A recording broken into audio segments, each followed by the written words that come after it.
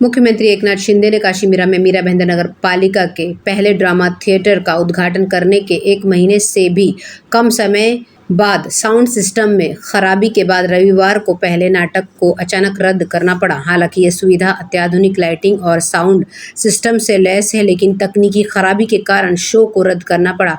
नगरपालिका के deputy commissioner Ravi Pawar ने कहा कि इस मुद्दे की पहचान करने और इसे सुलझाने के लिए तकनीशियनों के साथ एक बैठक निर्धारित की गई है। थिएटर के निर्माण के लिए 150 करोड़ रुपए की राशि खर्च की गई है। हालांकि नागरिक निकाय ने एक पैसा भी खर्च नहीं किया, क्योंकि परियोजना एक निजी निर्माण कंपनी को हस्तांतरण विकास अधिकार TDR के बदले में एक सुविधा स्थान पर आई है। 5255 वर्ग मीटर के भूखंड में फैले थिएटर में अभिनेता डॉक्टर गिरीश ओक की विशेषता वाले एक मराठी नाटक का मंचन किया जाना था।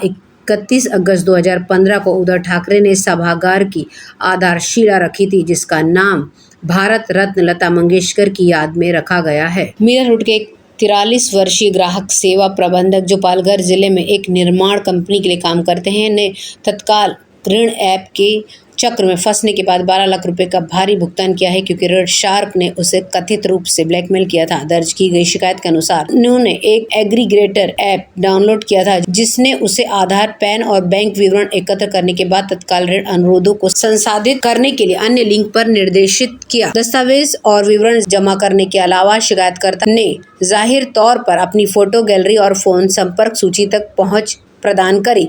प्रारंभ में ऋण के रूप में छोटी राशि मंजूर की गई और उसके बाद बैंक खाते में जमा कर दी गई, जिसे चुकाने के लिए 7 दिन का समय था। शिकायतकर्ता ने कई बार कर्ज लिया और समय पर चुकाया।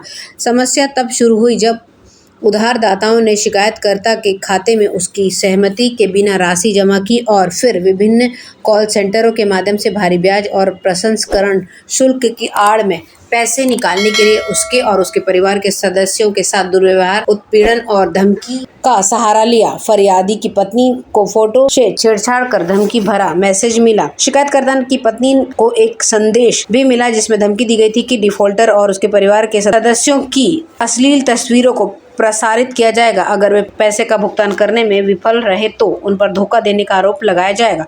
धमकियों ने शिकायतकर्ता को अतिरिक्त रुपए स्थानांतरित करने के लिए मजबूर किया। विभिन्न खातों में 12,23,888 रुपए ट्रांसफर हुए। इसके बावजूद जब और पैसे की मांग को लेकर फोन आने लगा तो शिकायतकर्ता ने मदद के लिए साइबर सेल में सूचना दी। अभी तक पहचाने जाने वाले जालसाजों के खिलाफ मीरा रोड पुलिस स्टेशन में IPC और सूचना प्रौद्योगिकी अधिनियम की संबंधित धाराओं के तहत अपराध दर्ज किया गया है। इस मामले में आगे की जांच चल रही है। मीरा भाईंदर मनपा प्रशासन ने उपजाऊ भूमि पर कत्लखाना बनाने की कवायद शुरू की है। जमीन पर कब्जे के लिए नगर रचना विभाग ने जमीन मालिकों को नोटिस जारी किया है, जबकि हाल ही में प्रकाशित किए गए मनपा के नए DP में कत्लखाने का आरक्षण नहीं दर्शाया गया है। जमीन मालिक किसानों ने कत्लखाने के लिए जमीन देने का विरोध किया है। किसानों का कहना है कि ED सरकार का आना ठीक नहीं रहा और हमारी उपजाऊ भूमि जमीन पर कत्लखाना बनेगा। गौरतलब है कि वर्ष 1957 में लागू की गई मीरा भाईंदर शहर की पहली विकास योजना में भाईंदर पश्चिम के उतन गांव में सर्वे क्रमांक 285A पर एक कत्लखाने का आरक्षण किया गया था, लेकिन वर्ष 2013 में उत्तन और उसके आसपास के क्षेत्र को पर्यटन क्षेत्र घोषित करने के बाद सरकार ने इस क्षेत्र को MMRDA को हस्तांतरित कर दिया था। इसके बाद MMRDA ने इस क्षेत्र के लिए नई विकास योजना तैयार की थी। इस योजना में कत्लखाने के मूल आरक्षण को सर्वे क्रमांक 282 हिस्सा क्रमांक 4 में स्थानांतरित कर दिया गया था। उस समय भी जमीन मालिक किसानों ने इसका विरोध किया था और MMRDA में आपत्ति दर्ज कराई थी, परंतु उनकी आपत्तियों के बावजूद आरक्षण कायम रखा गया था। इस आरक्षण को अब प्रशासक दिलीप ढोले के निर्देश पर मनपा प्रशासन ने कब्जे में लेने की प्रक्रिया शुरू कर दी है। मनपा के नगर रचना विभाग ने जमीन मालिकों को नोटिस जारी किया है। प्रशासन अब कत्लखाने के लिए आरक्षित भूमि को अपने कब्जे में लेकर कत्लखाना शुरू करने की कवायद में जुट गया है, जिसका संबंधित किसानों ने विरोध शुरू कर दिया है। नई विकास योजना DP में उत्तन में कहीं भी कत्लखाने का आरक्षण प्रस्तावित नहीं है। इसके बावजूद उपजाऊ भूमि को कत्लखाने के लिए कब्जे में लेने की कवायद तेज की गई है। कुछ दिनों पूर्व ही उक्त जमीन से धान की फसल काटी गई है, जबकि मीरा भाईंदर मनपा की सीमा में कई जगह सरकारी बंजर भूमि पड़ी हुई है।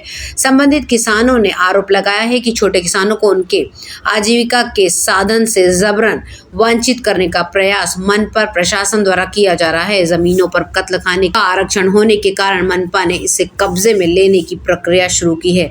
भविष्य में शहर में कत्लखाने की जरूरत है, इस तरह का बयान नगरपालिका आयुक्त दिलीप ढोले ने दिया है।